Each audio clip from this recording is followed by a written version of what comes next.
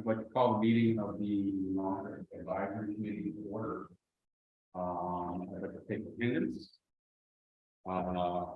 Susan Klein. Here. Jonathan Hurwitz here. Joyce Terry. Here. Brian. Yep. Rob here. Present. Kiara Moore. Here. I'm gonna have to shout. Dude. I did. All right, our agenda tonight is to have a presentation and discussion with Blair from the Highway Department, or the, I'm sorry, the DPW. I apologize. It's the state employee in the document. And then have a further presentation from Justin on the budget situation where it stands now, and then we're going to vote on the remainder of the. Rich sent some information. Yeah, he's on. Hi, Rich.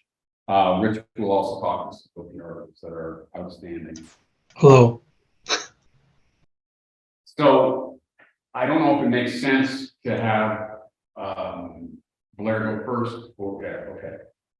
So when we talked to Justin a couple of weeks ago, he indicated that he wanted to have some of the department heads who may have had some issues with some of the cuts that you were asked to make, describe as the impact's going to be, and I'll turn it over to you. Okay, well, thank you very much for having me here this evening. I appreciate it.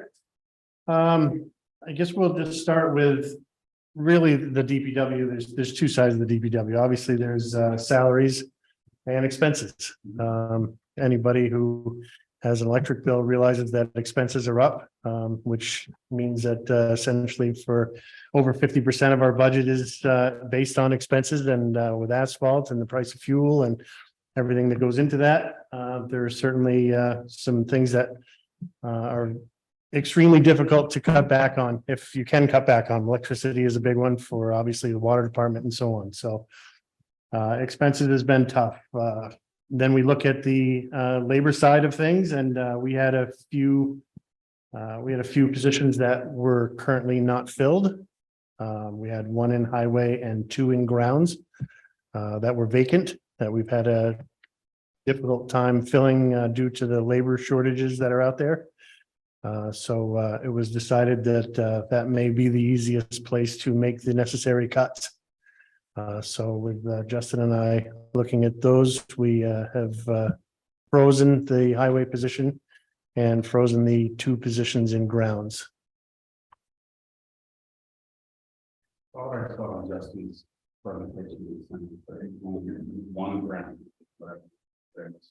There was one grounds position frozen from the previous fiscal year. Oh, okay. So it's a carryover. Can you operate on that? Can you operate to the capacity that you need to? I guess that, to be honest with you, that would depend on your definition of need to. Grounds is a very labor intensive division. We have not only municipal buildings, Town Hill, 15 roadside memorials, 2 cemeteries, and the Parks and Rec complexes, both at Freeman Kennedy and at Pond Street. Added into weather and vacations and sick days, that sort of thing. It is very labor intensive. So we will certainly do the best that we can with that, but I would expect that there will be a small drawback in services. Those positions, how long have they been until? A little over, I don't know the exact time, at least a year. Not to be cruel about it, but it's the same situation as last summer. Correct, Okay. correct. Yeah, it's not, it's, and there is no easy fix. No. Right. When time comes. Yeah, okay. I think one of the saving, I stepped in, I think. because I think one of the saving graces that we had last year was the fact that we had an extremely dry summer. So grass didn't grow a lot. There wasn't, we didn't have, if you have essentially 5 working days, Monday through Friday. If you lose one of those to a complete rain day, you automatically, most of the time, lose an additional half a day anyway. So that really starts to cut into your 100% week now is down to 60, 65, 75%. Add into any other, either mechanical breakdowns, any of the million other things that can happen. it's starting to compound that issue. So that's where last summer worked out well because we had a really dry summer, not a lot of grass. We were able to stay afloat, but the weather could be totally the opposite. We could, if we had rain every 3 days this summer, we're going to scramble and try to figure out another way to do it, but we will certainly do the best we can with what we have. Did you have a follow up on the position, Rob, or? So just kind of, we're expecting a chapter 90 boost, right? I hate to count my, Everyone Chickens just before they filed the hatch. Same chapter 90. I mean, right, we had RAP money last year, which certainly was a boost to chapter 90, which was great winter recovery money. But this year's chapter 90 is going to be higher than last year's chapter 90. So what I'm saying is, and chapter 90 can be used for multitude of purposes. Won't that fill some of your issues? Well, that's chapter 90 is road related, so I won't be able Right, to. but you spend more than what chapter 90 gives you on roads. So you can spend some of that chapter 90 money, the new chapter 90 money, replace and take out some town money and throw town money toward what you need on the other side. Yeah, I mean, you can play with it to some degree, but I You can do a hate lot. to, You can buy trucks with chapter, you can do, oh, yeah. they've opened it wide open. Right, there are a lot of things you can do to a degree, but District 5 does track, you have to put in your allocation before Yeah. that, so they do, it's not just spend it on what you want. But No, there are some leeway, there's some. I wouldn't mow the rec fields with it, Right. but I mean, roadside memorials. Correct, there, as long as it's In the right of way. roads and one faster than another, you can get away with some of that. I'm sorry, you were gonna talk about your positions as well as the other side of it. Right, so the expense side of things, 54% of our budget is expenses. That has gone up quite a bit. We've had to add, we added some in highway for asphalt. We added $5,000 to the highway budget to compensate for that. We've also added $4,000 for increased costs in fuel and materials for roadway striping and line striping, which is an annual event. We added another 2,000 to the budget for holiday expenses due to vendors for holiday lighting out here on Town Hill, which we do at Christmas time. That one, due to the fact of the size of the trees and the bucket trucks and the equipment that it takes to do all that. So we've added $2,000 there. And really, probably the hardest hit here has been electricity across the board. Pumps, water department has been an issue with Eversource bills, so. So how does the electricity bill work? Do you pay? Who pays for everything else's? Justin. So that's right. Matt takes care of like street lights, that sort of stuff. Electricity for me comes for, enterprise fund for water and sewer. Yeah. So that's where you're gonna see the impact from that. Right. And that's, you have 3 different pump stations, plus you have all kinds of electronic. You have electronic devices around town for data. To the other water. and sewer. Yes, that's all. In the budget. And it was. Earlier, probably. Yes, yeah. So expenses have increased in expenses in water enterprise have increased due to electricity, essentially. I certainly can share the details if you want to get into those, but Road gas. Obviously, you're the largest. fuel, to be honest with you, fuel is hard to, you put in it and an escalator for it, but you have really no idea. I mean, there are, so the police budgets for their fuel, fire budgets for theirs, I believe, and then the rest of the town, all the rest of the vehicles, DPW, town hall vehicles all come out of DPW fuel. One point, I want to talk to you about idling. in the vehicle. Sure. Rob knows this is one of my bugaboos. Yep. So all the vehicles that implemented last year, all the vehicles that Ford allows. A couple of years ago, we bought the computer module to be able to get into our vehicles, which was no cheap endeavor.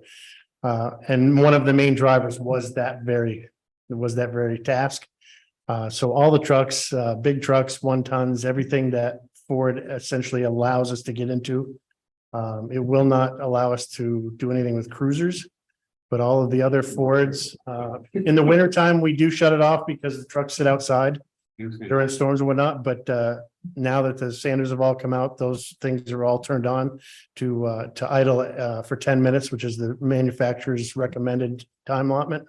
So the turbos can cool down before the truck shuts off. But What small pickups are covered by that? F-250 gasoline pickups are not covered by that. So all of the diesel 1 tons and anything that's a 350 or larger. But yeah, it's definitely on our radar, and that's why we invested.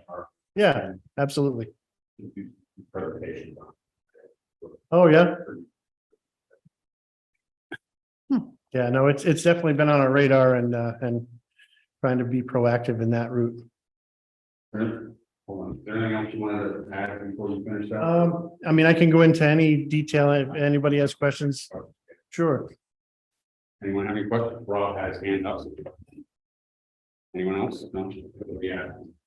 Okay. So in terms of fuel and other supplies, do we do, MAPC group buying? Are we hedging our gasoline, like with buying a set amount at a certain price and then floating on the rest? Do we do? So we belong to the Southeast Region Supply Group, Yeah. which I go to on a monthly basis. So things, all of the things that we use from asphalt to fuel to gasoline, all the way down through to line striping, forestry services, all of that is all bid out and awarded accordingly. And matter of fact, the select board, the bids just went out for this year, and the select board will be looking at it here shortly. Tuesday. Anyone else?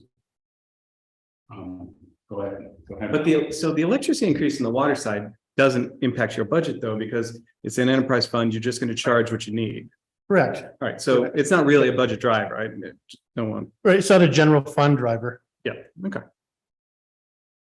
To Susan's point, the employees are gonna have impact on services. Do you see any of the salary side things having any impacts on services? From a grounds perspective, most of grounds, just by its nature, is labor, really. I mean, at the end of the day, a highway obviously is a little different because of the cost of asphalt and the supplies that you need for our roadways. But from a grounds perspective, it's, string trimmers, things that are fairly inexpensive.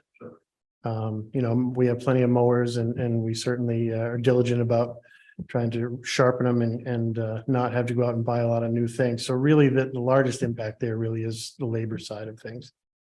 So we'll see a small different services. A lot of it, like you said, a lot of it too will depend on weather. If we're lucky enough to have a dry summer, grass doesn't grow a lot. That certainly helps those guys stay ahead. But if, we end up with, an inch of rain, every 10 days, that could really make things exciting. And something like that, and it's happened in the past where we get into an issue where I've had to take people out of highway or another division to help out for a day or two just to try to get things back to normal. So I have that luxury of being able to. Does it help you to hire part-time, like college kids in the summer that you don't have to pay benefits and you can have them on for part-time They are purposes? tough to find. I know a ton. I know a ton of people who young boys who need jobs, who need to get outside and work some manual labor. Have a place for you to send them. Yeah, my son. No, I already told my son. Always open to I suggestions. told him, I said, if you don't have an internship this summer, he's in college. I said, you are doing manual labor that will teach you a life skill, because I swear to God, he has no life skills. Like you were learning landscaping, roofing, something. You're doing something outside. So you let me know. I'll send you some teenage Absolutely. I'm always boys open to suggestions for sure. or girls. Sorry about that. I'll send you boys or girls, but I didn't know if you were allowed to do that. If that would help. Whenever you look at offset- the labor laws, I think For larger companies, it helps if you don't have to pay benefits and you don't have to, I think the minimum is 18, yeah, just Nice. because you're around tools that could hurt Yeah. you. So okay. The department did hire us help at one point because there's a kid across the street. Oh, yeah, that must a few years back. If before it my turns time. into a rainy season, that might be the way to go if you, Mhm. just to help. If you have it for part-times and they're not on they're not in your budget for the year, so. Okay, I mean, to that end, do you have a sense of what we pay on an hourly basis, like fully loaded costs for labor and benefits, Per individual or? just on average? I mean, it varies greatly because they're union positions that, and it depends on how long they've been here, but, the average labor is probably somewhere in the neighborhoods of $50,000 a year, Or how many, based on how many hours do we expect? 40 hours a week. So 2080 Yes, for the year? yes. The two positions that were frozen were like in the mid to high 50s. Yeah, well, that would also include 2 weeks vacation. I was 58. So it would be 52 weeks, it'd be 50 weeks. So those are, that includes the whole full rate, right? Loses their salary. Right. All right, anyone else? No, I'm good. My questions were answered. Thank you, Blair. You're welcome. Okay. And I will come over and chat with you, but Absolutely. You're welcome anytime. I don't know for these folks. Come on over. I'll give you a tour of the facility. It's been a while since you've been down to visit us, so. Sure. I have one. Sorry, can I have one follow-up? Yeah, question? sure. So just to follow up to that. I understand these are union positions. Yes. But $50,000. For 50 weeks a year, presuming there's vacation benefits, all those sorts of things, is $25 an hour, right? Give or take. Is that market rate for grounds labor? Well, Are we are we, well, I mean, where I was going ultimately with the question, are we at market rate? Are we above? Are we below? Do you have a sense of where we are competitively with? the kind of issue neighboring towns with for that? The issue with these particular is every position within the DPW needs to have a CDL license and a hydraulics license due to being able to be on call and run Yeah, equipment. understood. I mean. So all that's factors where, into- that's why that number looks absorbent. Well, I'm And not higher than, I'm not saying it's exorbitant. I'm just curious where we are compared to other towns. Are we on par? I are we think, above I or think below? we're in the neighborhood.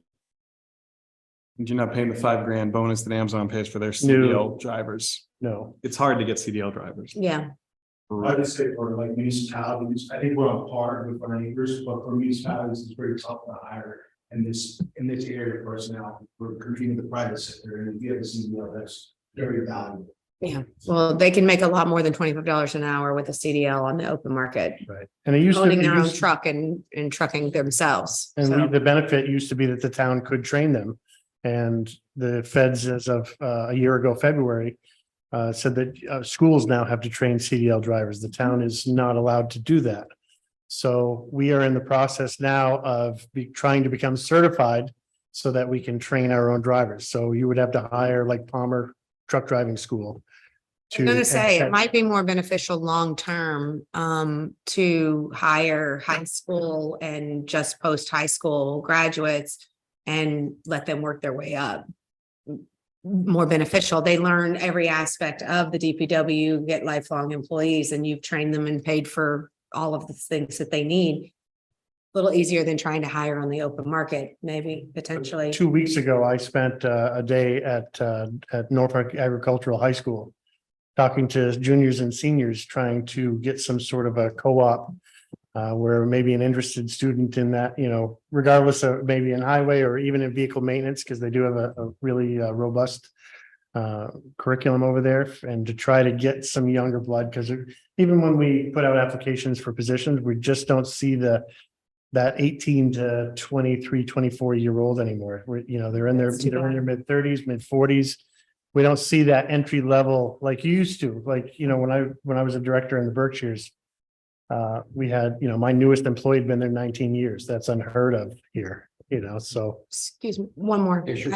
Apologies. A friend of mine who's a plumber, he runs an internship out of Tri-County. And that's how he ends up having them for somewhere between 2 and 7 years until they end up going off on their own. But that's standard in his industry. I wonder if you could you look into that starting an internship with Tri-County and getting at a minimum internship help throughout the year or summer help. I'm not saying you wouldn't pay them. Of course, you'd still have to pay them, but at least you'd be sort of grooming them in the way that you And that want was- and hope that they would stick around. Absolutely. And that was my idea with Norfolk Aggie because they're so close. The students obviously would be logistically close. And my thought there was to have a junior and a senior. They would obviously, it would go as part of their education, and the senior moved on, the junior would be responsible for finding the next one, and then he became a senior.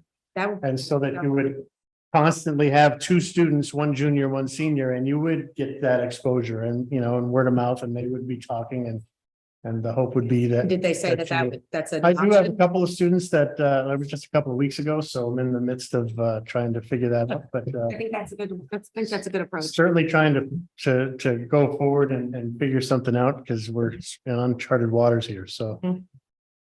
Great. All set?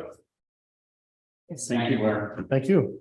Justin wanted me to, I was just gonna suggest it maybe Article 30, because I think. Yeah, no, I was gonna say, Rick, get off. Oh, because, all right, yes, good point. All right, Article 30, which is the, I'm sorry, the Lawrence Street review. Turn it over to Rich. Go ahead, sir. Oh, good evening. So we have a team effort here between Blair, Justin, and myself.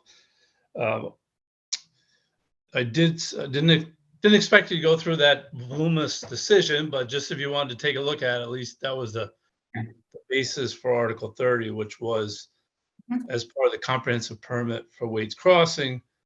One of the conditions was a sidewalk installation along Lawrence Street to the causeway where Bush Pond is located.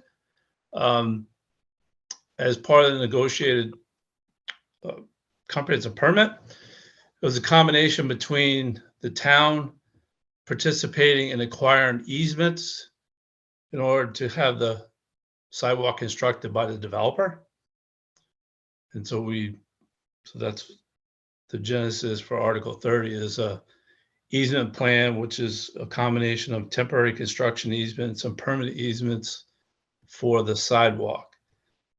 As part of it, the town has engaged an appraiser to come up with a evaluation for damages associated with the eminent domain takings for the easements. I did get an update from the appraiser as of today, just to let you know that we don't have that number as of yet. The anticipated is that it would be late in terms of your process where, so perhaps you could maybe consider delaying a vote in terms of tonight until we get the values, which would be coming really all the way up to just right before town meeting, unfortunately.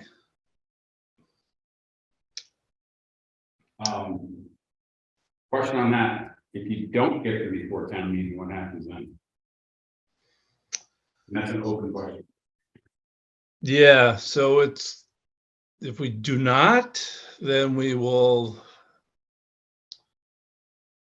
I'm not it potentially could impact the construction project in terms of, sequencing the work, because, and just additional background. So part of the project development is the developers bringing town water line from down where the causeway up to the new development, which is Wade Crossing, which is right on the Franklin town line.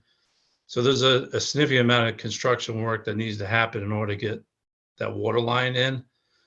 So it could turn out where it's not an issue, but we're really trying to tee up to have the easements in place so that way we're not necessarily dragging behind the construction process.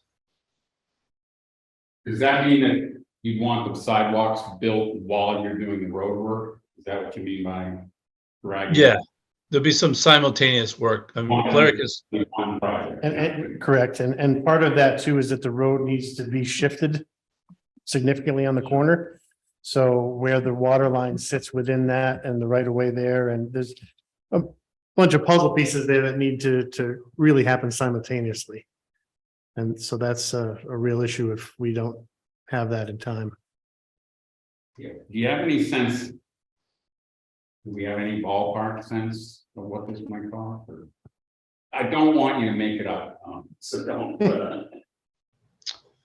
No, I won't, no, I wouldn't propose to make it up, but I can tell you in terms of how it's being structured. So there is some compensation that's coming from the takings, but for example, like restoration work is part of developer's responsibility. So for example, there's going to be tree removal, vegetation, material, and so forth. I'll call the after work, which is, to loam and seed afterwards, that's part of the development project costs. So that's not included in damages. Likewise, there's some other properties where we're, again, close to their front. Well, we're on the front of their properties, but in terms of blending it in, those are development project costs associated with it. So it's not coming out of so I'm hoping that these amounts of money are not significant. So literally what we're paying for is the rights, the easements, nothing else. Correct. Yep. To install the sidewalk. And part of the project scope too is realignment as part of the roadway reconstruction work. There'll be, new utility poles for electric, so forth, but. Okay. Rob? Is this in the project boundaries of the grant that we got?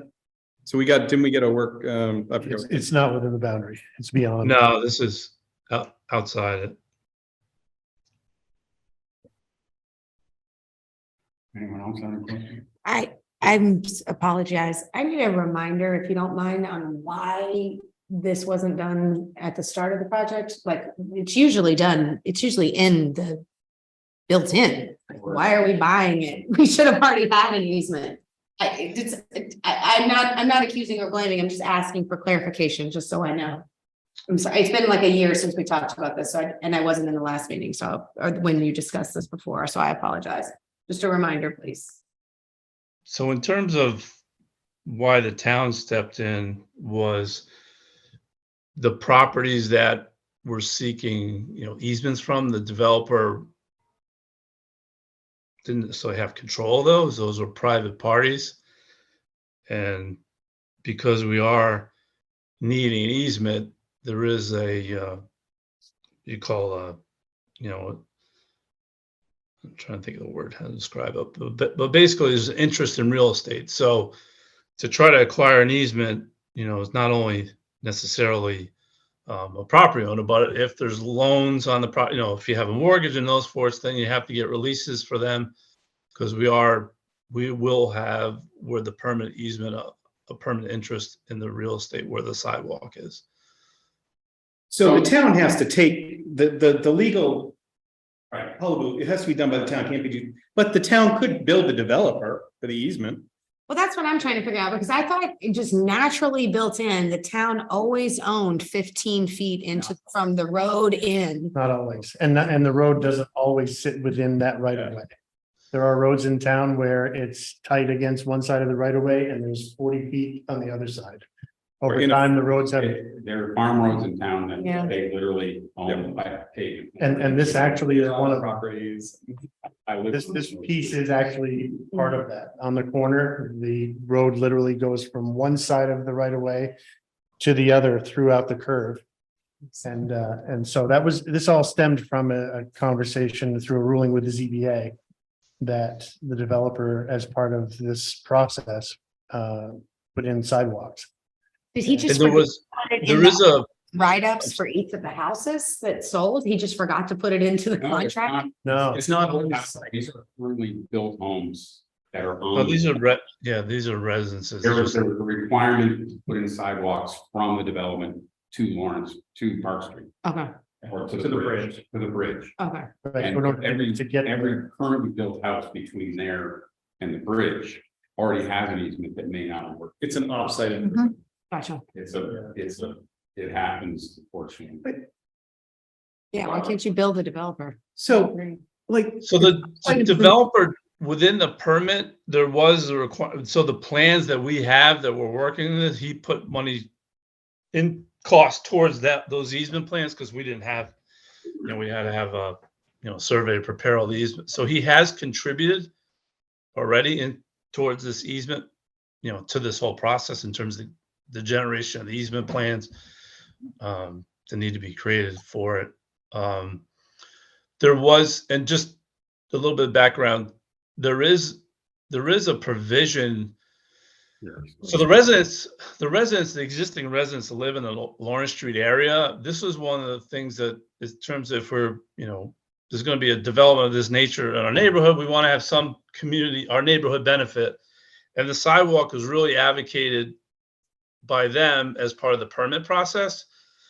There was built into the permit a provision where if he's unable to succeed with the sidewalk, he would just make a lump sum payment, and then the rest of it will be up to the town to put a sidewalk in someday. So this is really probably this collaborative effort, if you will, is really the end to get a sidewalk in and deliver on a sidewalk for the neighborhood, but also make it more cost effective for the town, because he's going to build the sidewalk. So we're not paying prevailing wage weights, et cetera, to actually put the sidewalk in. So he's going to have a better value as a mitigation measure.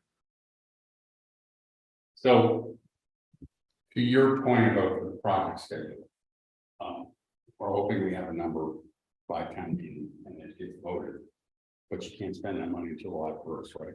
What's the sort of schedule on the project? I mean, we're in the middle of April now, so that's probably okay. It's still beginning of summer, so.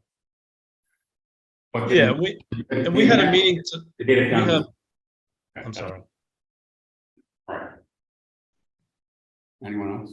Mm-mm. Brian? Is the sidewalk just on the north side of Lawrence Street? So we looked at a couple of different paths for the sidewalk, or, there was put it where we have it proposed now, or put it on the other side. There are a lot of MUTCD issues. There's pedestrian, ADA, a lot of different things you have to look at going across. If we did move it to the other side, now you have to take pedestrians and cross over Lawrence Street twice, as opposed to not having to cross it at all by continuing up the side. And with the developer, for all intents and purposes, doing that work for us, it allowed us to install the sidewalk and improve the road.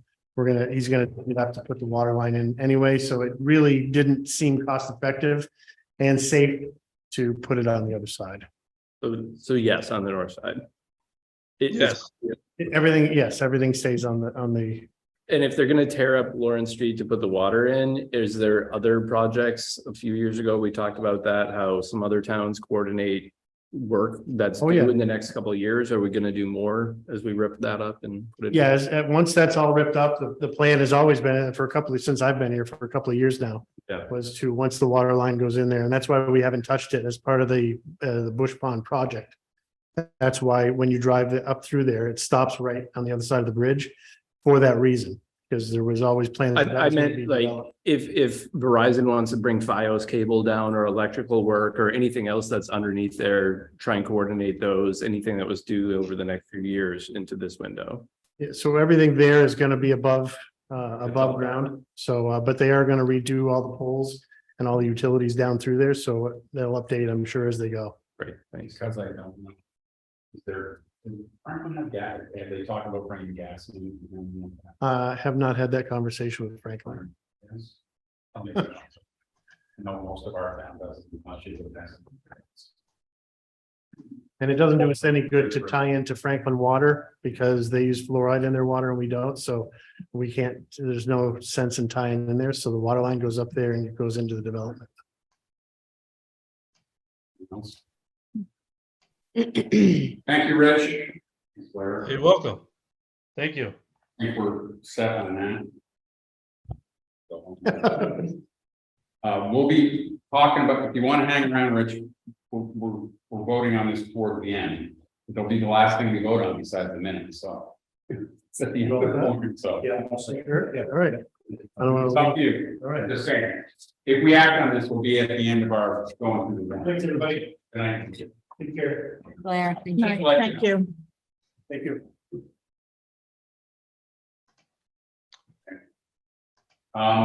Justin, Yes. presentation earlier. Yes, and this is sort of the same presentation that I gave you before. This is an updated slide, so I probably just focus on the updated slides. Yeah, that's okay with you guys. Pull it up, actually. Yeah. Thank you.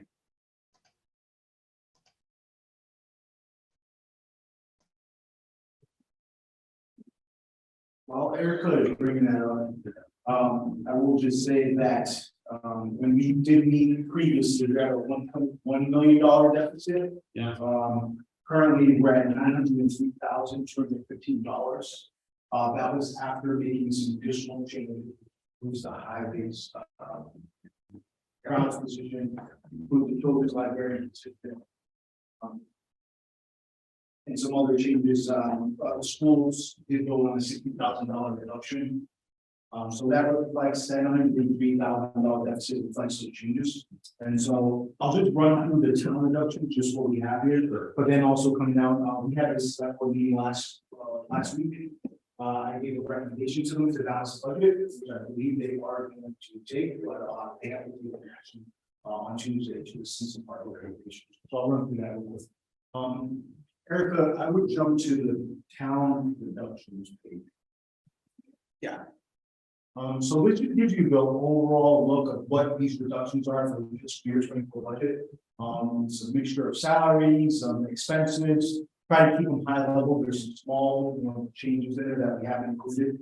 But for the most part, it's a $575,000 budget reduction for us. And on that next slide, it highlights the positions that we're freezing.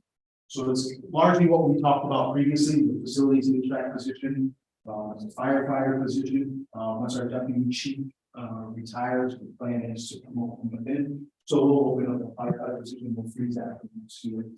Our assistant building commissioner, this was a full-time position this year. We have, and that's, these position reductions are on the next slide. But our assistant building commissioner, that was a full-time position. This fiscal year, we sort of made it a part-time position, and we're going to continue to keep it a part-time position next year. So there's some savings there. There was a building executive assistant position that's vacant, is that mentioned DPW highway and grounds position, and the other position that we are freezing is children's librarian position. That's another vacant position. Sarah and we were looking at maybe combining an IT position or something like that. But she really needed that position to be focused on the library. So we had asked that her vacant children's librarian position. So we did utilize those levers, and so we brought that $1.1 million deficit down to $903,215. So Erica, if you could just go to the TA recommendations to balance the budget, please. You guys saw at least from public school slide. I updated and I will also talk about that. So my proposal to the select board past evening was a combination of obviously further reductions, which we highlighted. The Norfolk Public School reducing their budget slightly, which they did. So the select board in January voted on the overall ARPA allocations. And so one of the proposal was to rescind 5 of those ARPA appropriations. They were $150,000 for the Seaway parking lot. A grant writer position that we haven't hired in fiscal year 23, and so we're proposing not hiring in fiscal year 24 at least for 6 months or so. So we have the savings from 23 and from 24 in there. That includes benefits. Reducing appropriation for ADA sidewalk and roadway improvements, ADA in compliance with town school buildings, and 30,000 in digitization of documents. So if the board rescinds our appropriations, which they're considering this Tuesday, that would open up $417,000. The county has given us some additional ARPA revenue loss funds. We got an additional 150,000. So the proposal would be to utilize $744,000 of ARPA in our revenue loss, which we're able to do, and then utilizing free cash to balance the rest of the budget. So that would be $159,250. So the total amount would be $903,250. There'll be no further reductions. I did emphasize to the board, that I know you're all aware of this. ARPA is, not recurring revenue. It's just like free cash. And technically, it's free cash. So we're balancing the budget, $903,000 of one-time revenue, which is not a recurring source of revenue. So one recurring sort of expenditure. So I don't make that recommendation tonight. But I think that's the best way to balance it. We made some significant cuts on the town side, and then the school department gave you their presentation, gave me significant cuts and also going even further. So that was a recommendation to the board. The board did seem like that, they were approval of doing that, they would say that, and they will officially vote on presenting those applications on Tuesday. So that's where we're at on the budget. There was an open question before about Tri-County coming in higher. Is that it did come in? So this accounts for that. It does. Okay. Yeah, they came off $100,000. The ADA stuff, are we under order?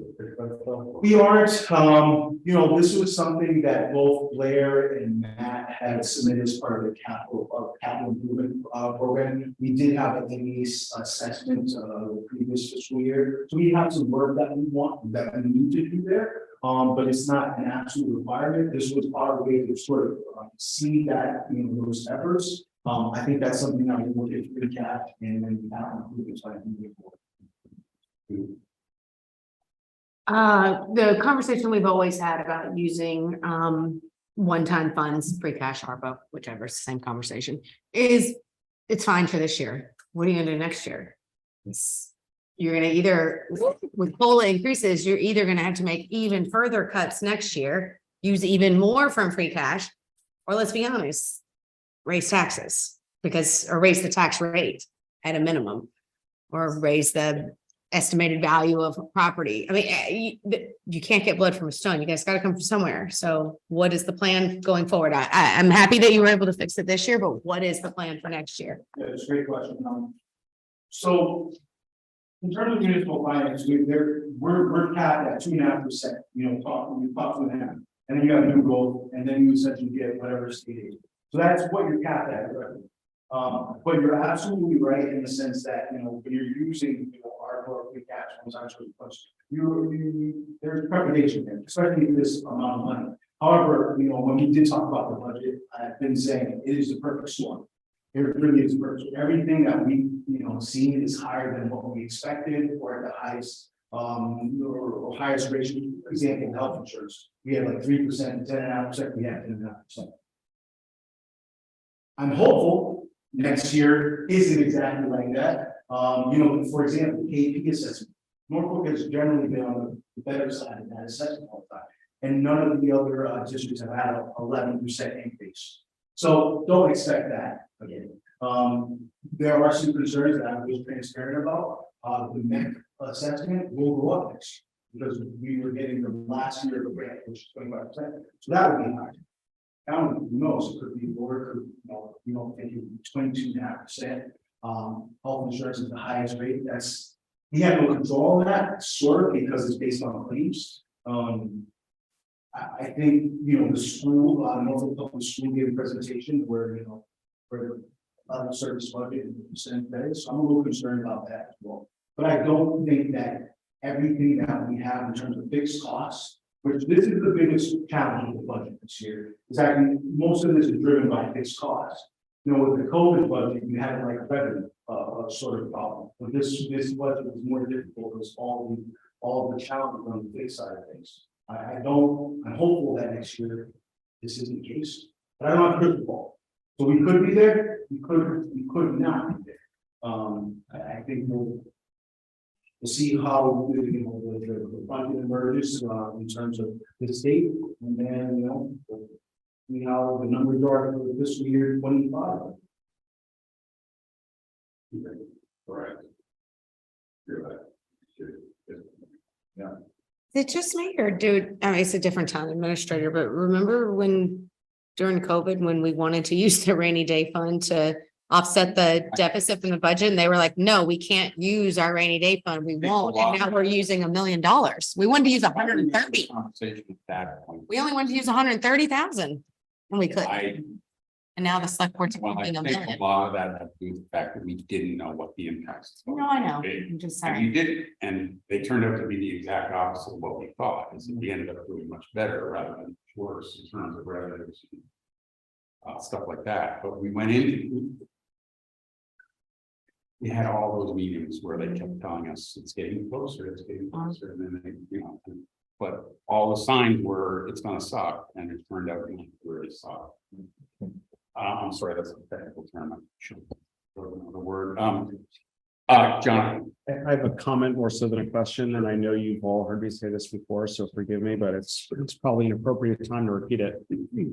I've heard that it's a perfect storm when it comes to the budget, probably like 6 times in my career on this board. Like, there's always something that's creating a perfect storm, and it's not going to end. This is not a one-time event.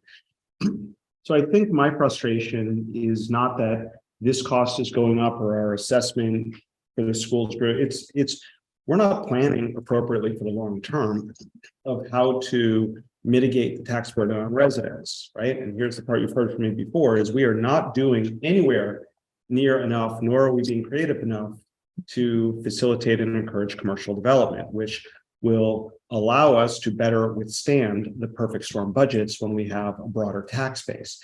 And by example of this, we've gone through, and I'm not dinging the efforts of the individuals who did it, but we spent who knows how many hours and months coming up with a sign bylaw focusing on the color temperature of the light bulbs that we could use, right? I mean, we're spending time and energy for years and years and years completely focused on the wrong things. Like, we have this collective vision of this town to be this bucolic little village with a perfect downtown and walkable this and magical LED color temperature bulbs that, and we're not facing reality, right? We're really not facing reality. And my ask, and again, this is just a comment, it doesn't require a real response, but my ask is, we need to take some urgent action to try and encourage more commercial development and expand the tax base in town to deal with the perfect storm that's inevitably going to happen again.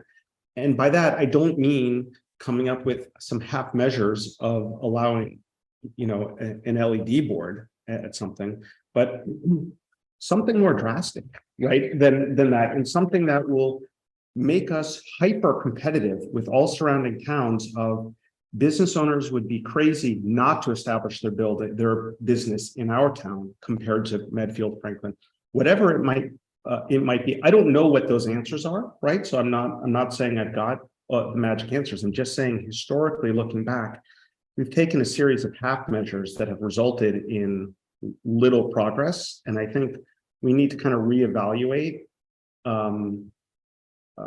where we're going from a long-term perspective. And kind of, if you look at the last slide in this deck and you just look at the tax burden on town, the tax burden has, I don't know, if you look at the historical budgets, right? We've started 2001 at 18 million and are ending up at 46.9. Obviously there's inflation, obviously there's growth, those sorts of things, but I'd really love to see this benchmark against population growth, because my guess, and it's just a guess, is this is far exceeding, right? The rate of increase is far exceeding the population growth. And what that means is the tax burden is being disproportionately put on the residents of town. It can't keep going in this direction. And I'm not sure, again, I don't have the magic answers, but I think we need to take a more urgent look and perhaps a more drastic look of not worrying about what color temperature the bulbs are going to be able to business signs and more concerned about what are we going to do to get businesses in to start contributing towards the tax burden. I agree, but the problem is, as we've discussed and the B1 discussed for years, until there's an issue with wastewater in this town, we're not going to be able to have businesses. You can't have a Target and you can't have a BJ's and you can't have, I'm using it as an example. You can't have those things, which is really what's gonna affect your tax rate. Can't have those things if you're on septic. We don't have. And we don't have $80 million to put in a wastewater treatment plant. Yeah. Another infrastructure issue we're dealing. Mhm. And when we have Southwood Hospital, when there's an option, if there was, the town says no. And I understand why they say no. So please, before any Southwood Hospital people come at me, I'm not saying that. I'm saying I understand why you said no. I understand what your reservations are. But you also have to understand what Jonathan is saying. Until you have something of that magnitude, an Amazon and a Southwood Hospital, whatever it is, you're not going to see a huge reduction in your taxes and yet still maintain level of service that you expect for this town. You can't get blood from a stone. You can't have it both ways. You can't have all your services and not pay your taxes or not have your taxes increase. You can't do it for the same amount of money every year. It's not possible. It's not possible. Well, you can't have public employee contracts. You can't have HR costs that rise at more than 2.5%. You know, I take it actually, so John, I will take a little offense at what you said. I think you belittled the work of the sign folks when they were addressing an issue in front of them. And signs make no difference. It will make, you could make Las Vegas flashing neon be okay in Norfolk, and you're not going to get this town center to build up one iota. And I don't think you want it to, because this road can't handle it. Those roundabouts can't handle it. You don't want that kind of thing. What we want is what can handle with the doorways that are within, a half a mile. We don't have the doorways we're never going to be Franklin. We're never going to have a commercial base like that because we don't have enough houses, because we don't want them.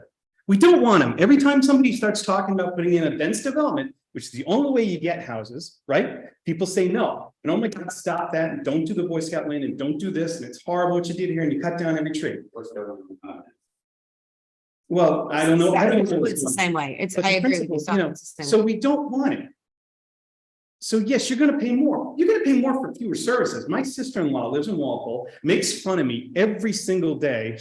I feed her all the time. She comes over to dinner and she makes fun of me for my tax rate when I don't have streetlights in town, which we don't have a lot of, which I don't care. And we don't have trash pickup.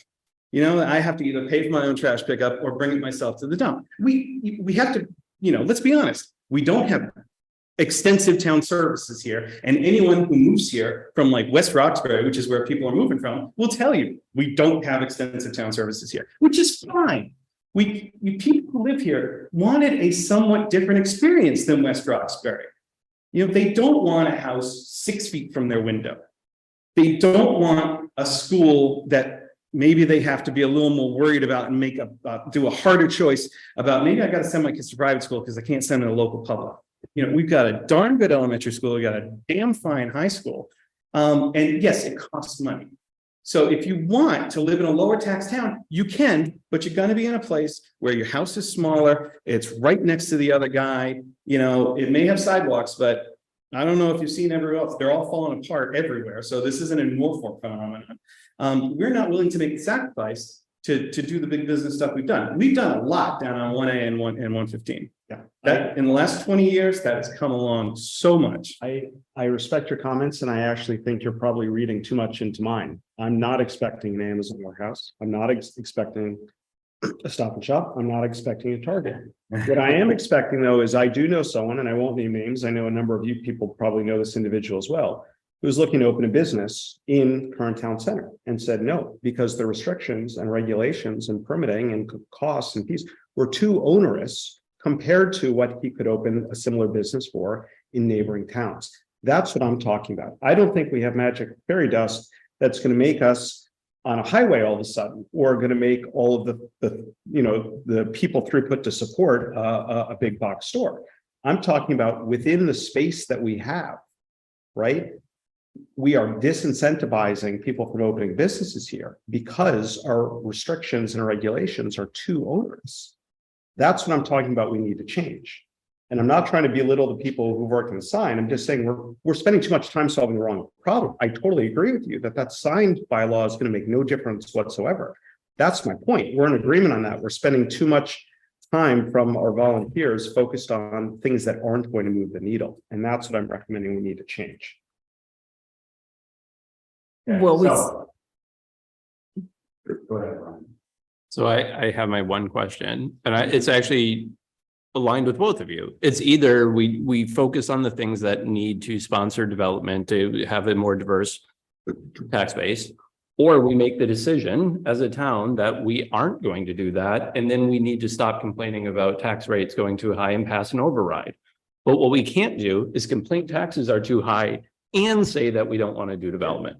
So my one question, which now is just a rant, is we need to, as a town, pick something, because we can't split the baby down the middle. It's not, correct me if I'm wrong, but the smaller business, the big box businesses, obviously we can't sustain that. And I agree. I was being facetious when I said that, like, we're not getting a Target. We can't do it. We don't have the infrastructure for it. I was using septic as an example, but it's the same argument, the infrastructure. Without a split tax rate, though, it's not going to matter how many small businesses come in because they're paying the same rate as everyone else. It's just based on their square footage, correct? I don't Is that- balance the budget by split the tax rate on. No, you can't. I'm saying it's not really going to matter. It's not, it doesn't really matter whether it's a house or a small business that goes in. They're the same. Correct, but there's also a difference. You know, a home, generally speaking, requires more town services than a business. You also have opportunity for local receipt revenue with the business. So there's, My comment on this, because we have to decide what we're gonna do with this. Oh, I mean, yeah, we do, but we don't have much choice we Is have. that it's my hope, and I'm looking at you, but I also think we need to talk with each of the selectmen individually and tell them they need to get their act together too, is that we've paid for a master planning process, which is supposed to identify a variety of things, including commercial development build-out opportunities. That needs to be a master plan that is utilized, or we've wasted $140,000 and we're gonna be having the same discussion in 3 years. Although I would be one of them. Is Rich still on the call? I was, go ahead, sorry. I was just gonna say is that it's not. Do we know when that's going to be done? I was gonna ask Rich, but he's not here. Be done. I had a conversation with Josh from MAPC. They're anticipating having it done towards the beginning of the next calendar year. So next fiscal year, January. one fiscal year that begins will be a 6 or 8 month, I think, if I remember correctly, 6 or 8 months. So January 2024 Yeah, well, let's say spring, ish. winterish, winterish 2024. That, if it's done well and it identifies feasible and reasonable strategies, then that has to be something that we as a town buy into. And that's what I think a little bit what Brian's talking about too, is that I'll be honest, I don't think the selectmen pull together on these kinds of things. I'm not sure the planning board pulls together on these things. I think Susan's right. The B1 committee did a lot of work over 3 years. I'm waiting for something to happen. And it is early. It only happened 2 years ago, 2.5 years ago. So it's not like we can expect stuff to happen immediately, but theoretically that was supposed to encourage development. Maybe it's some of the stuff Jonathan was talking about relative to opening a business and getting a building built. But we're not going to resolve this stuff with a split tax base. We're not going to resolve it. If we can get some development in Southwood and along Route 1A, we might be able to increase the tax base by a bit. But I mean,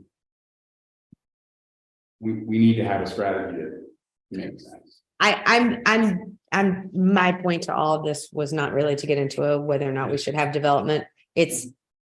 I understand this year, we don't have a choice. We have to have an operating budget. This is the whole problem. Every year when the town administrator comes to us, whether it's a good year or a bad year, whether we agree or we disagree, there's very little choice for us, because if we vote no, or we encourage the town to vote no, there's no operating budget. And we know that, and you know that. We know we have to have an operating budget.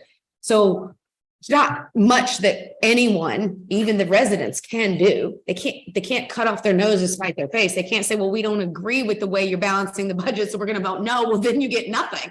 You can't have no operating budget. We all understand that. What I'm saying to you is, this may not even affect me. I may or may not be here next year. I don't know. But I would say there needs to be in advance a much better plan than using free cash. Whether it's we don't hit a perfect storm and everything balances miraculously on its own, or we figure out ways to permanently cut to balance the budget, or we do a tax override, which I am not in favor of, especially with, you know, the Freeman Kennedy expansion and the fire station. You're going to be hard pressed to get people to agree to a tax override in this town, but you have to do something. You can't just assume that we can balance a budget with free cash going forward. And you can't just assume that we can continuously cut services and that people will say, okay, keep cutting my services. At some point, one of the two has to happen. Now, maybe it's a public service campaign where we encourage people the way we did with the fire station, and we work behind the scenes to, and I don't mean me, I just mean the town, to get people to understand that a tax override or an increase in the tax rate is the only way that this is we're gonna be able to function going forward. A lot of this is a PR campaign. You've got to get the residents on board, but you have to have an operating budget. We can't say no. The residents can't vote no to it, but you also can't just come year after, not that you've done it year after year. I don't mean you, I'm good with you. I don't mean that. I'm agreeing with what Jonathan said. This isn't the first time we've heard the perfect storm or the reasons why that the budget is the way that it is. So whether or not it's us, 6 of us here, 10 of us here, whatever it is, it may be the same people, it may be different people. I don't know. I can tell you that that's going to be the same sentiment every year. I agree. Right? We got to figure out a better way. Yeah, so I just have a couple of a few comments. Yeah. One, if you've heard perfect storm several times here, I'm sorry. Yeah. Because you should. Not your fault. Let's not always had this exact similar situation. Like every budget that I've done, there's always something that's it's higher than you expect for a storm. This is literally the first time in my finance career that every single fixed cost that we had that I've seen is higher than what was expected. And I was fairly conservative. We're taught on this, where we conservative, we thought it would be higher, where everything is higher than that. It's never happened in my career. That's at the state, it's at city, it's big towns as well. So for me, it is a purpose. But I absolutely agree with a lot of the sentiments that were said here, in terms of planning and what's coming down, right? I think that's why you heard me say how important the master plan is. Like I said, it's strictly important in Norfolk. We talked about the select board meetings. I will continuously plug the master plan. There's a community forum, I think April 25th, 7 p.m. Like this is important. What the future is, what level of services residents are expecting or want. But a big thing that we haven't done a good job of that I hope to change around here is forecasting. We haven't had a forecast. And so I saw that as I was looking at Norfolk, and that's something that I do, and I know that's important. So we secured a grant from the state to fund a forecast. I've got the Collins Center that's coming in, who I'm actually talking with now to do that forecast after town meeting. Because I'm saying I expect that these things may not occur or occur. We have to have some planning. That's probably the least. So that's something that we're trying to work on. And hopefully, as I come before you, the makeup of the board's different, by different, we'll have some planning, forecast, 5-year forecast, 5 years of that things. So people can see what's coming down, right? Because it seems like it's been 1 year, you see it, and then you come back when we have the budget season, all this looks different. Well, if you have a forecast and communicating these things, projecting things, I think we can expect how.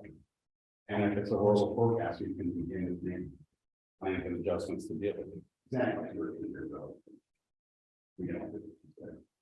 I think, we've got a lot of housing coming online. The revenue picture could look pretty interesting in a couple of years.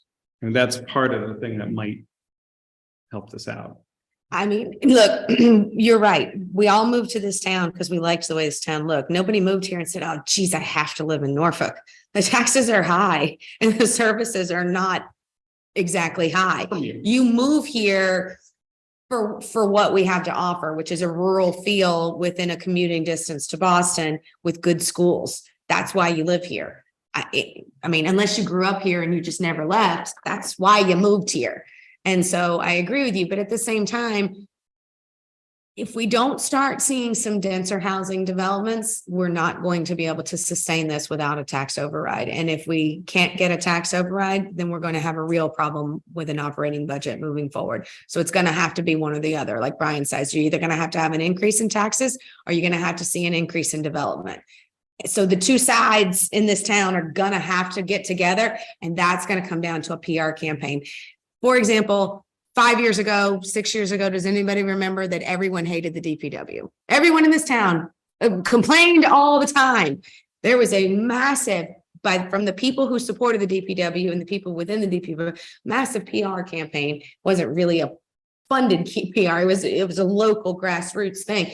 Now everyone understands the burden that the DPW is under. And for the most part, you can watch on the community page, when someone starts to try to attack the DPW, a bunch of people are like, oh, no, how perfect are they and how hard have they been working?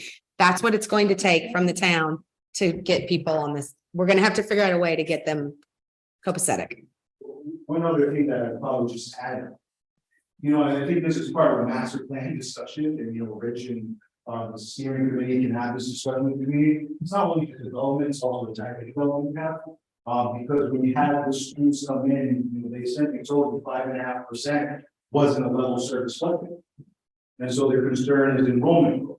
So depending what type of development you build, you might have more students come to school, which leads to more cost. So you have to also say what kind of development you want in the school. So those are all the conversations that you need to have as part of the overall community. And I think that's why this master plan is so important. And it should be the guidepost where, the town wants to go. But it has to be used. It has to be used. It has to be used. It has to be utilized. Yeah. Thank you for all your hard work. Your first year in has not been easy.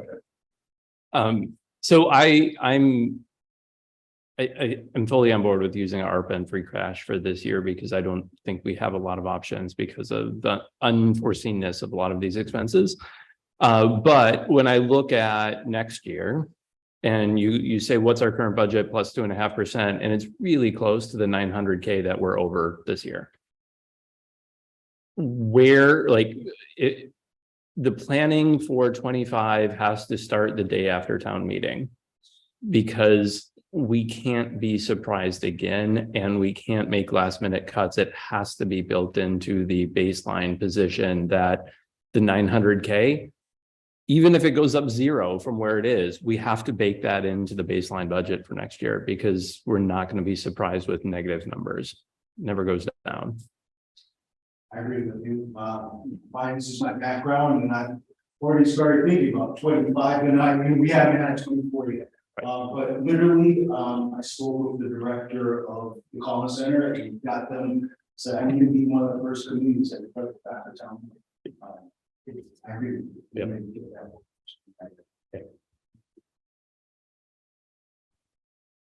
Okay, folks, anyone else?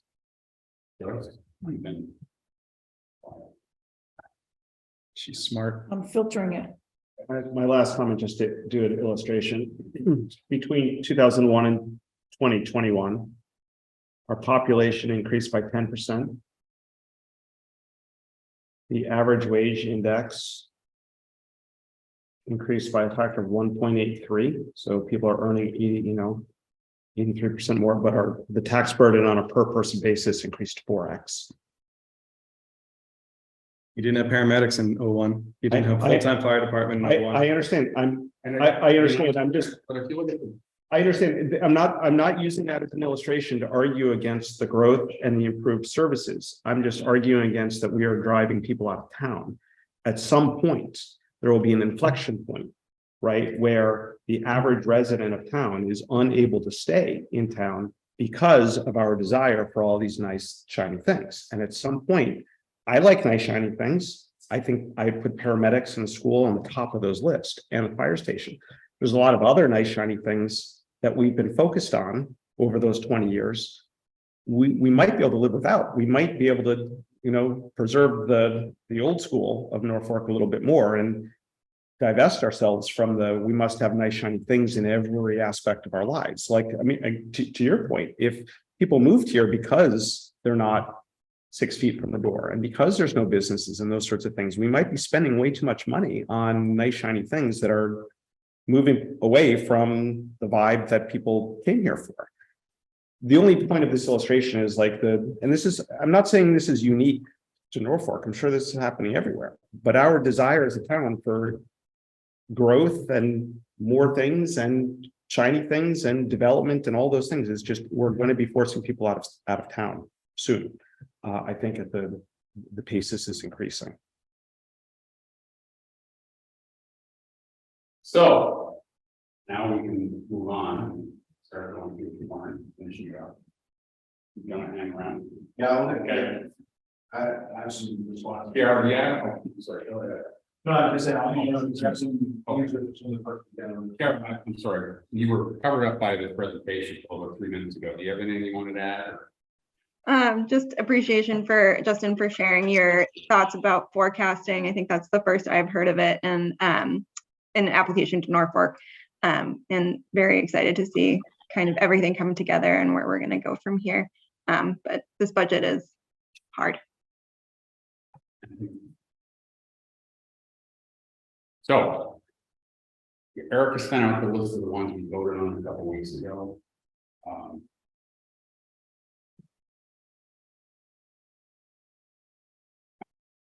Hmm, I don't think so. Well, maybe, I don't know. this one, yes, but I think I'm okay for that. Okay, yeah. I think okay. Sorry. My apologies. So why don't we start working our way through the warrant? Article 1, no, Article 2. Just go through the TBD ones. Prior year bills, we're gonna wait on that, so kind of meeting, we thought, there's a lot going to identify any more than. I hope we don't. Budget transfers. That settled as well. Approval of collective bargaining agreements, I'm not sure why we skipped that one. Because you guys asked a question that time, we didn't have the information at that moment. The funding of the fire union contract, the additional cost would be. Typically, the town, this is part of the transfers, so, but this is the proper way to do it, so it'll be $23,210. That's the retro pay for this year. Great. So that's approving and the primary one we're approving the fire department. The only one we was approving the fire department. Can I get a motion to approve it? Our motion on that article, please. Or does anyone have any questions, further questions? So moved. Second. All in favor of approving the article? Sorry, you're going to have to do the roll call. Yes. Yeah. And you're on TV. So. Approving Article 4, Susan Klein, Yes, Jonathan Hurwitz, yes. I'm losing my mind on this. Yes. Brian Easthouse, Yes. Karen Moore, Yes. David Lutz, yes. Uh, Did I skip Rob? How did I do that? You just went on to the next person. Sorry, arguments. Yeah, sure. You're a perfect person. Rob Gary. Aye. Who'd like to write this one up? I'll do it for them as well. Thank you. Article 5 is the non-union COLA. You had asked us, what the impact of that was. I got a list of our non-union employees, so we have 48 non-union employees. And the cost of this 1.5% will be $45,455.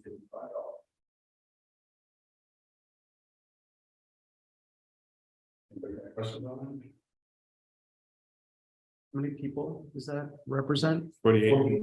I'm sorry, 40? 48. 48. Okay, thank you. Can I get a motion on that Article 5? I move to approve Article 5 at the level of $45,455. I was just, Okay, sorry, that's myself. I would suggest we do it as written. as written. Second, All in favor? Aye. Kiara, Yes, Rob Gary. Aye. Brian Buchelsky. Aye. Joyce Terry. Abstain. Okay, Jonathan Lewis. Yes. Susan Klein. yes. I want to write this one.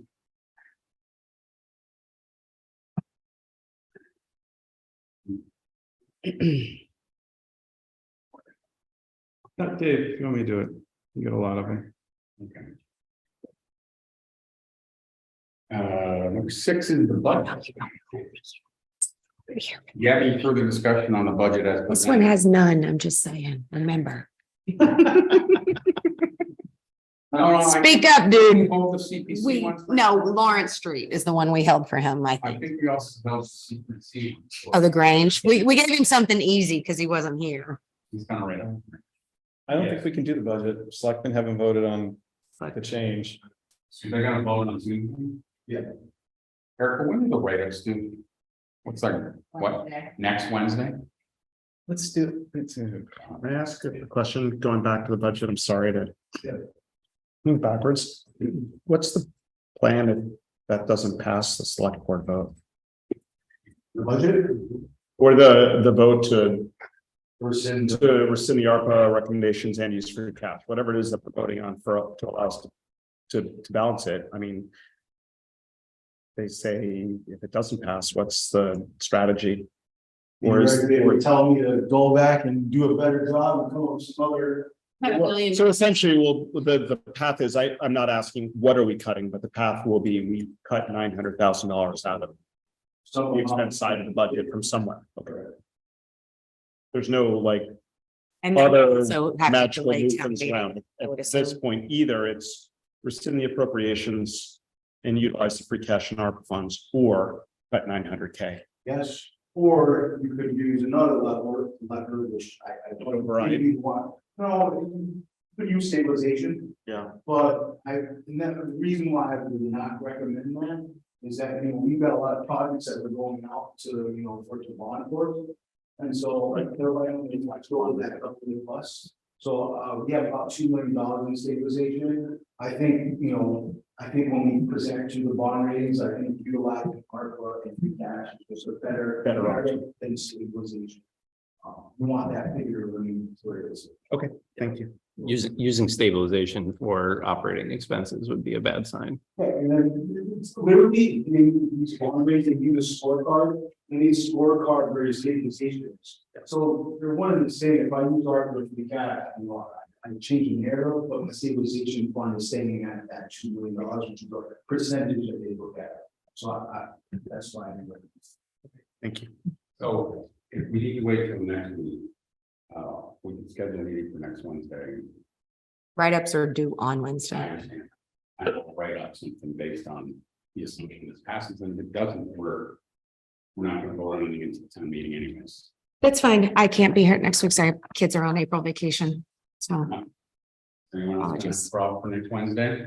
Yep, Where are you? really want to know. vacation, so I think Okay. it's probably a little bit harder.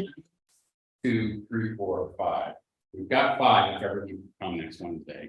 If Mike is back. Mike's not back. We only need 5. Okay, So are you able to make it, Sarah? Wednesday? It would be a very short meeting. it should be, yep. Depending on where I am, I might be able to zoom in, but I that may be. that day I'll make sure you guys. right now is Six Flags is on the menu for that day. So it'll be in my car driving home from Six Flags, but I can potentially, you'll just text me if you don't have 5, if you need me, and I'll zoom Well, in. I'll write something. I'll write that up. reflecting these discussions. And, So you're gonna do the write-up for the budget? yeah, but it's not gonna be done until 7:05. Erica, so all right, fine. You know, get it to me on. Thursday? Well, it's good because usually in the chair letter, there's a piece of what the budget breakdown is, so you can kind of cut and paste and use the same language. Yeah. Okay, All right. So we're gonna postpone that until. If we did Article 7. wastewater enterprise shortfall is the next That's the one. discussion we had, was there a need for an update on that? Why did we vote on it? I think, was it Rich was getting back to us on the exact, somebody had a question about the exact amount that Pirelli still owes. I think that's why we waited, but I don't know that it really matters at this point. It's all timing. That one, so I do not have a bigger talk, I didn't pull that, I don't have that, That's fine. I'm sorry. I don't remember who had that question, so I won't speak to them. What I will do is, I'll get with Henry or Todd, and I'll just send an email to Erica and send Henry to introduce that. Great. You want to go ahead and vote on it I anyway? think we should vote on it.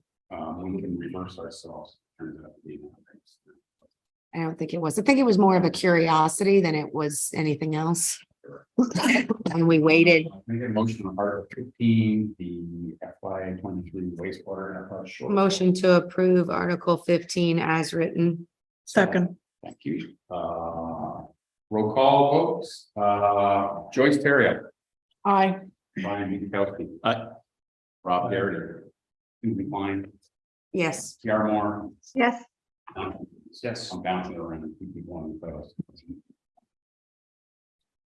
CPC Historic Reserve, for the Grange Hall. You didn't sign a, Oh, I'm sorry, I didn't see the beginning on both right after wastewater enterprise shortfall article. Who would like to do that? Do it. Thank you.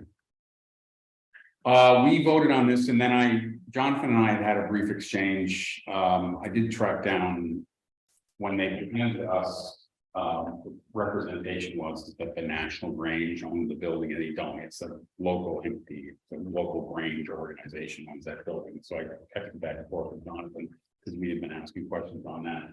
And he had a point that he wanted to discuss. And Yeah. So So thank you. I appreciate the historical nature of that building, and I think there's something to be said to preserve such buildings. I'm in favor of that, generally speaking. However, I think there's a few things that are suspect about the request here, which is we paid $300 and some thousand in at some point in 2010s. I don't know the exact amount, exact year, but it was a significant amount for major building restoration types of things. And now they're coming to us and saying we need more restoration. And maybe I'm reading too much into it, but I think the restoration they need now is from lack of regular maintenance, upkeep, painting, those sorts of things. And we even asked those questions when they were here. And they were like, oh, no, it's not maintenance, it's restoration, because we have to say it's restoration in order to qualify for the funds. he didn't say that. They didn't say it quite like that, but that was my read on it, right? And I kind of feel like now we're in this loop of, especially based on the heels of your question to them of what is your budget and your plan to deal with regular ongoing maintenance issues? And they had none, or at the very least, they gave us no answer. So from what's been presented, it appears that the town is now responsible for ongoing and regular maintenance of the building, and the owners of the building, while yes, it's a historical property in the town, just seem to kind of be relying on the town and as a piggy bank for regular maintenance, as opposed to determining it, solving that problem themselves, and then coming to us when actual restoration is needed. And I mean, someone made the point of if you don't maintain your building on the regular, right, it's gonna, I mean, you wait 10 years without painting it, and then, well, it's restoration. Well, it's, you know, it's something seems strange about it. And again, I understand that they offer rent to us very cheaply, but in light of that, it just, again, maybe rubs me the wrong way that we're paying for the upkeep and the maintenance of the building as the town. And then they turn around and rent the space right back to us, right? it just something doesn't feel right about this, and I would have no issues with saying yes for the town money to truly restore the building, or even to help with maintenance in the building, if they were able to present their maintenance plan of what are they going to be doing in the interim 5 years until they come back and ask for more maintenance money. I feel like without that, it just feels like they're hoisting the entire responsibility of the building and the upkeep on the town, kind of under the cover of, well, it's historic, so you guys don't want to let it kind of rot. It just, something doesn't feel quite right about it. And I thought a lot about this based on the discussion we had. I'm not entirely sure how we could condition this to do that, though, unfortunately, because of the way the CPC issued grants. I mean, they don't, despite their protestation, they do not manage their contracts on these grants, except to it's left to people at the town level to do it for the most part. Go ahead, Rob, you have- They can put, look, we're all friends here. They could put conditions in the grant document that the Grange would voluntarily agree to. If those were the conditions, and the quote you're looking for, because I wrote it down because it struck me too, was maintenance things that have been put off for years. That's the exact quote of what was said at the meeting, which I was troubled with too. And I frankly remember the 20 whatever, it had to have been around 2010, I think, because I think I was on the board, the select board, when we paid a ton of money for the first time. And my grumpy thought then was, we should get a right of first refusal to buy the place. We should get some sort of, condition on the deed. If you're putting all this money into it, There is that. I looked it up. It is something in the registry of deeds based on that. I think it was 350K, that there is a right of first refusal to purchase a property. There's conditions. It's if they choose to sell it on the open market, we have the right of first refusal. There are some kind of gotchas in there saying, giving them the permission to sell it to some other entity that also will use it for agricultural types of things. So it's not a well, we have right anyway under the tax laws. They're not. So there was, They're not on. and that's kind of why, again, I having seen that and looked that up is why I feel like, well, if we're paying for the regular upkeep and maintenance and restoration of the Why building, don't we own it? why do we have to pay again to use the space? There clearly were conditions applied the last time. We could ask for $40,000 worth of A free rent. rent over the next 2 to 3 I think that's a reason. I can't speak to the legalities of it, but to me, that just seems like a very reasonable and equitable ask. Because at some point next year, when we're going through this budget, we ought to see not that it's going to jump off the page, but there should be a $40,000 less expense to the town for our usage of the building that we're not going to have to. I don't think the town actually uses it, do they? They They do. do. now. Seniors and Senior Oh, the center, senior schools- center. the schools used it quite a bit. Well, the schools did during COVID, but. The senior center using it now until they're going. Mhm. They We'll do, find new I mean, uses. they do, to back up their mission, that they do offer it at a substantially discounted rate compared to other places. Basically, everyone who goes there, the Boy Scouts use it. There was a crafts fair in there the other day, which they sponsored. The Lions use it. We pay rent to them to use it once a month. and they need rent to fund their maintenance. So, Well, I think we pay like I think it's $20 an hour. You increase your rent and figure out how to set some aside. Because we're getting this one on both ends. We're paying the rent and we're paying the maintenance. And it's just at the end of the day, what's the benefit to? So I don't know what, I mean, if someone had to suggest do this. Again, I can't speak to the legalities, but what I would be all in favor of is if we allocate X amount of dollars towards the restoration, we could have a credit of X amount of dollars towards usage over the How much next are they 3 asking years. for? It's $40,000. For restoration? Meet next week. I will do that for between now. What we can do. with it. That's fine. So a couple of points. One, the activities that they say will be paid for are not maintenance like activities. They're like restoration of the brickwork and the flashing and things like that aren't normal maintenance activities. So I think that I'm sure that's what they would say if they were here. The other is whether or not there are conditions put on the grant is immaterial to passing the warrant article as written. Unless you want to change the warrant article to say with the inclusion, but nothing about passing this would preclude the grantor from making that a stipulation within the grant. What I would love to do between now and next Wednesday is talk to the folks at there's a community preservation organization. They love the kids in place. Talk to them. Before I talk to our CPC folks, I want to talk to people internally, facilities, and whoever would be involved, or how this would be hatched. Our procurement office, yes. Not procured through the town. They're not procured. They get a grant and then they. We asked them and They would get Brian. I see, I asked because I wanted to make sure this was actually open bid and everything. But what I substantially agree with what you're saying. My question was targeted at the fact that if they don't have a capital budget, they cannot deal with this stuff and they have to. And that they need to create some process. It's you own the building, you need to think about these things and you need to budget these. Because we cut the CPC a few years ago and it could very well, if the tax rate stays high, it could be put on the warrant and be cut permanently and then source.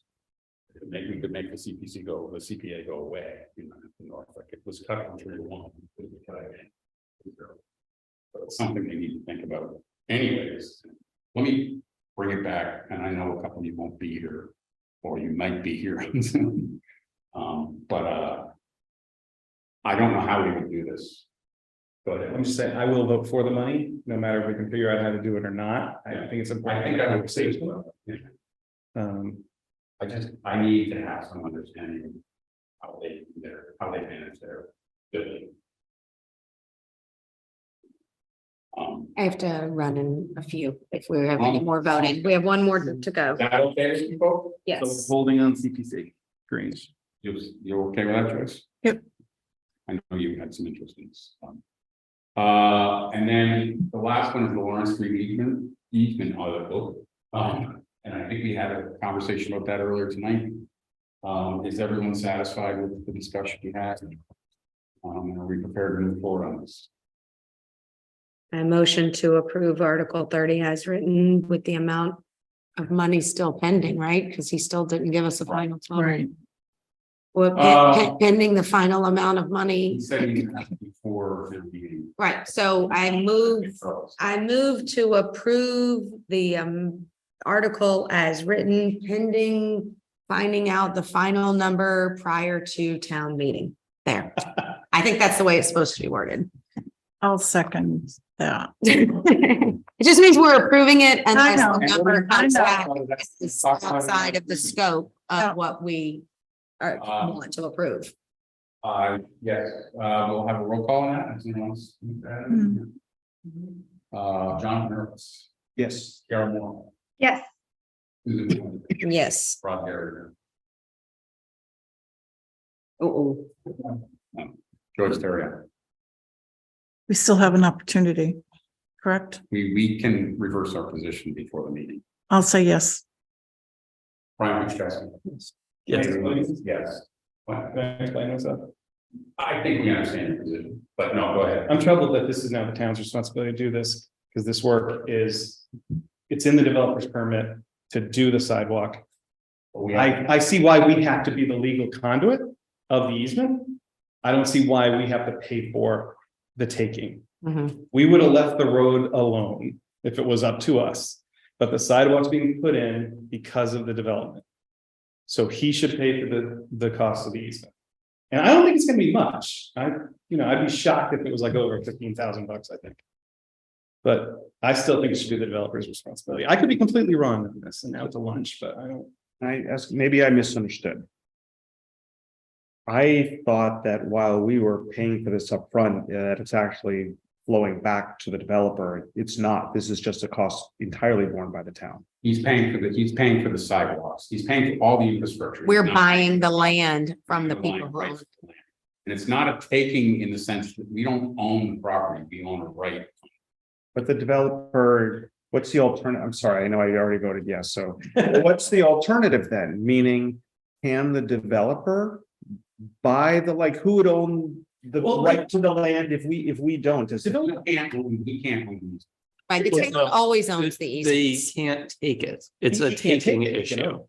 And the town and the property owner will say, fine, give me $1 trillion, right? But the town can go in and basically we get it and we just later on figure out what the fair market value of it is. The other alternative, Jonathan, is the planning board reopens the decision and takes out those sidewalks. The ZBA reopens the decision and takes out those sidewalks. Which is just, that's a non-starter. We got Which a the great neighbors neighbor. want the sidewalks, and that's one of the reasons we're in this position. Is he, Another item on it, like how many, developments have we gone through that we get stuck with some bill at the end of it or Yeah, I'm voting no on principle on this. I don't think it's a money issue, a huge money issue, but I just don't like the principle. Okay, who wants to write this one up? I'm just kidding. I'm just messing with Jonathan. I'll write the Grange one up. Everyone will love me. Yeah, you already said you were doing the Grange one. I don't. He didn't know what he was voting. Kiara just raised her. He volunteered before he voted on it. Yeah, that's she'll do it. Oh, she didn't raise her hand. She was. I do need to run, but we're gonna approve the minutes real quick, but just to be clear, at some point, someone is going to send us draft language of how I still am so No. unclear of what You're right. you want. Okay. Right, so you're saying I need to, when I write my recommendation, whereas before we always just wrote the recommendation, now I need to write the whole Mr. Moderator, I move and all that stuff. Clyde actually took it over, Yeah, okay. and we have, Joyce and I were talking about this, Mhm. when Steve McDonough was chair, someone created a one pager on what needed to be in those. It And I wasn't, need to yeah, find it. it wasn't me. I did And not that's do why I that. enjoy it, but we need to find it. I will find something and send it out tonight or tomorrow, 'cause I'm not gonna. find it So tonight. just to help you with this, Yeah. if you keep emails, if you search in your email, he started this thing in an app. I have since deleted the app, but I Basecamp. cannot remember Basecamp. If you search Basecamp as the keyword, you might find it because he might have. Do you know what I mean? Remember when we were doing the I Basecamp would thing? say I don't know how to get back into Basecamp. And I'll. I can't get into Basecamp either. I'm gonna call Steve. Call So Steve and I'll he go might through have it, you know, because he I might- kept everything. I mean, it had to be hosted on. I mean, I probably have an old email somewhere, but I don't know if I have that one. He might- When I came on board with Steve, the first year he didn't want, I didn't write a recommendation because it was my first year. And then the second year, someone sent me something and said, write this. And I literally took out that information and put mine I in. want to send you that. That's what I'm gonna find. Just clarify to me what you need me to do, because the three that I'm writing I'm all IPs, so it's not. Got it, our recommendation. The base- Will be right, Mr. Moderator, I move to.